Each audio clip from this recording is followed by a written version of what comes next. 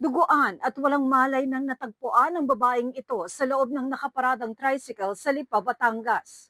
Bago yan, nakuna ng CCTV ang babae kasamang isang lalaki na naglalakad sa tabing kalsada noong nakaraang linggo.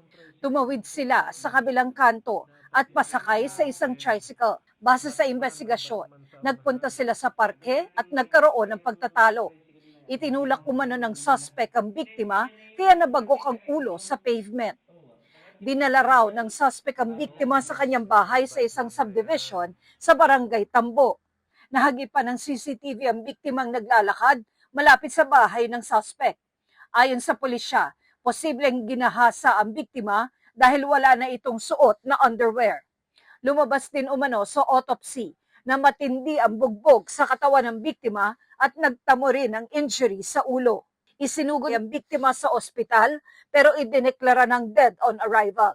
Naaresto sa hot pursuit operation ng suspect na ngayon nakapiit sa Lipa Police Station.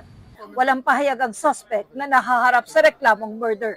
Ayon sa pulisya, hindi magkakilala o magkarelasyon ang dalawa. Para ng tricycle, itong tricycle na to dapat makita natin. Batman, may Batman sa unahan. Sir, madali nating ma-identify yung magta-tricycle na yan. Di yan ang mga yan, mamimila. Hindi, di ganyan na yung angkat ay taga inyo. Oo ba? Taga Tipulong. Kabila na yan. Yung may Batman na yan.